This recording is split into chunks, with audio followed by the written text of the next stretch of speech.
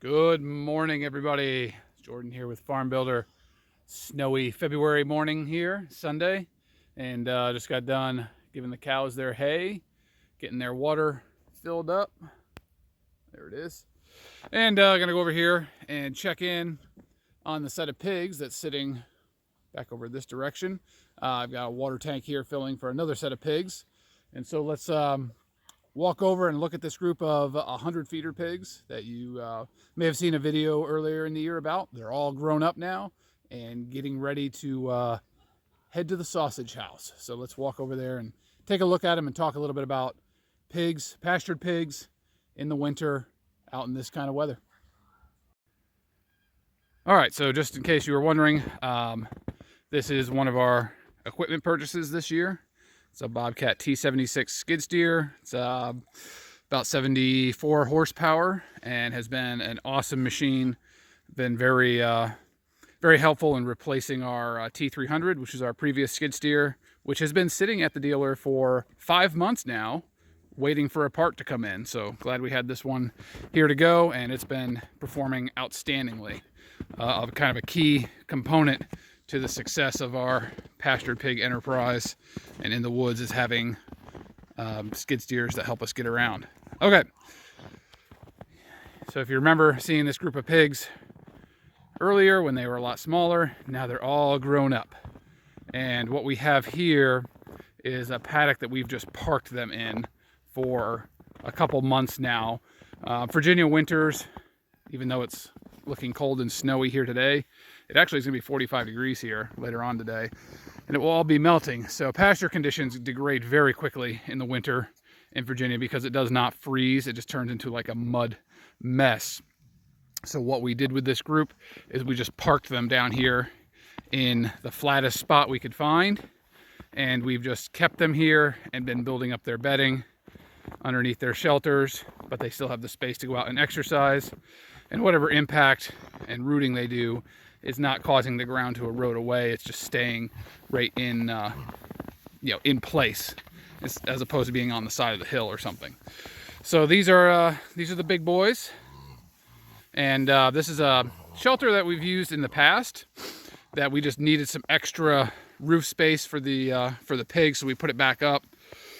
And these are just your typical corral panels from a Tractor Supply, and you just make them into an A-frame, put a tow strap or a chain or something between them to keep it from extending out and collapsing, and then just put a tarp on it.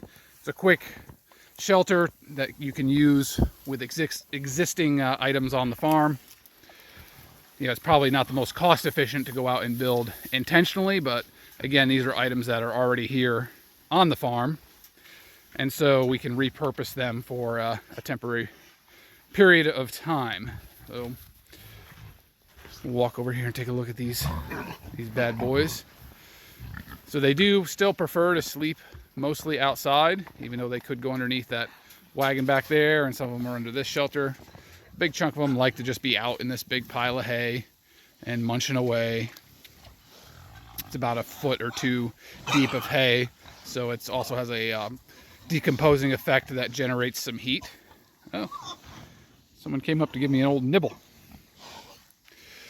So this is a group of feeder pigs. Most of these will be going to slaughter. We do have a couple replacement gilts in here that we'll be pulling a set out of, about 20, but the rest of these guys, starting in early March, will be going in to be harvested. Those are dates that we had to schedule almost 10 months ago.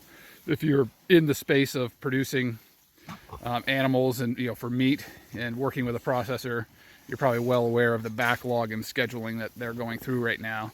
So we're having to schedule dates even before animals are born. And we'll do some breakdown on the numbers on a group this big, so you can get an idea of the costs and the profitability involved in all that jazz. But yeah, just doing piggy things. So I'll walk over here and show you their feeder setup. I know a lot of you have been asking about this IBC feeder that we've prototyped and developed over the last 3 years almost now, and we do have a completed model that has worked really well. And we'll be putting out a build video on that soon, so you guys can have the directions and specifications on how that's done. It is kind of a precise build. But let's walk over there and take a look at it. And all right, so over here looking at the feeders. Now, if you're familiar with this is a bulk Pride of the Farm feeder, or Shenandoah. There's other different brands that make them. Osborne makes one now out of fiberglass. And while they work very well in certain settings, out in the pasture they have a lot of issues. One being lids get bent up, which don't keep the rain and water out very well. The biggest issue is down on the base. They have a tendency to clog when they get wet or full of mud, which happens a lot in a pasture-based setting. They dent easy when they get hit by machines or fall over. And of course, the expense of these things is one of the biggest factors. Brand new, these are anywhere from $1,500 to $2,000, and then you still have to build them. Now, if you are in certain parts of the country, you can find lots of these, on the used market, and you can utilize those, and that's great. Like this is the only one that we have that I think we paid $200 for, back in the day, and it's still here, and so we'll still use it.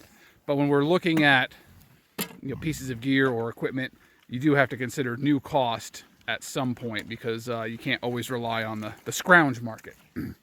So, talking about the IBC feeder, you've probably seen in the periphery of videos or a picture every now and then.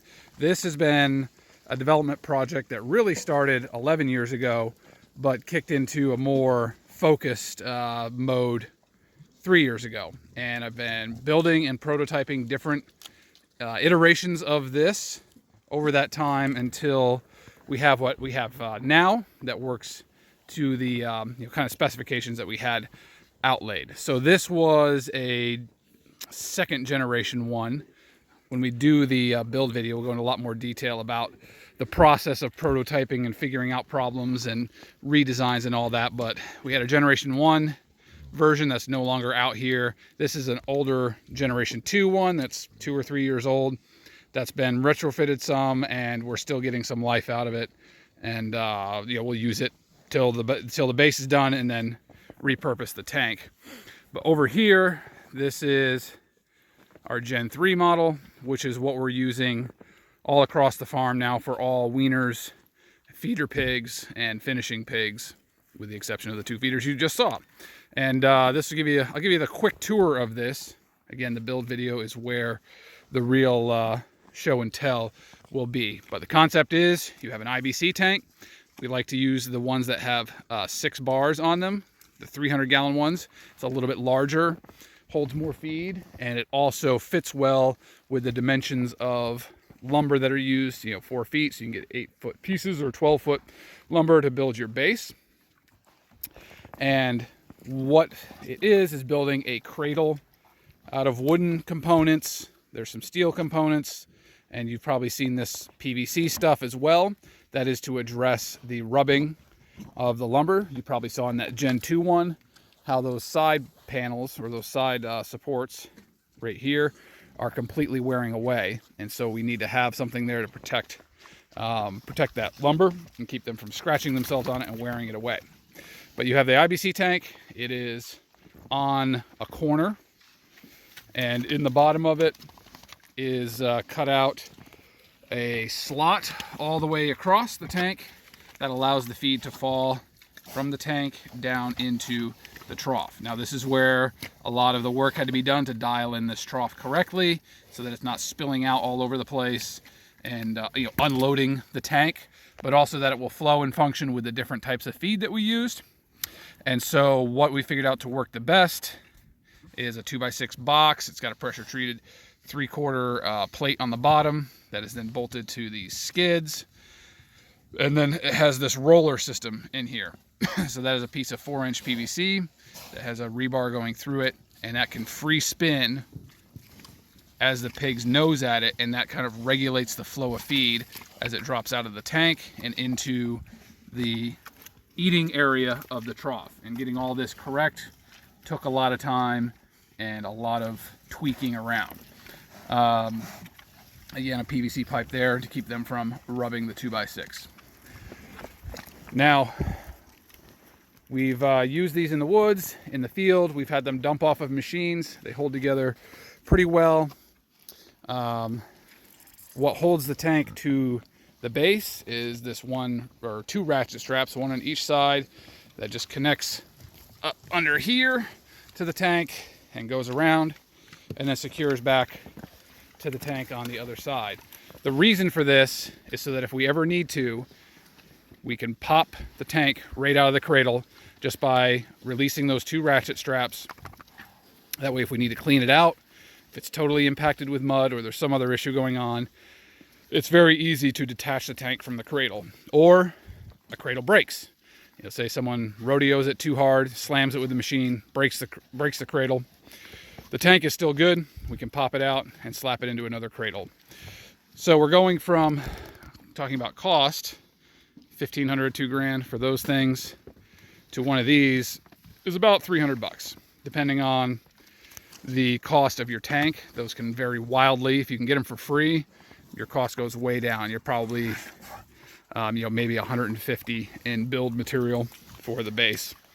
That again, we broke down a lot more in the build video, but just wanted to give you the quick tour of it. For the cap on the top, we go through a lot of IBC tanks just for static storage, and so this is just the top of a tank. So like one of these that's cut out of another tank that we don't use, and it's just secured on one side, arcs over the top, has some money that's secured on the other side, and then there's a cutout there, and that's how we can fill these tanks from our grinder mixer or a some kind of auger wagon if that's what you have. So it'll hold about 1,500 pounds of feed.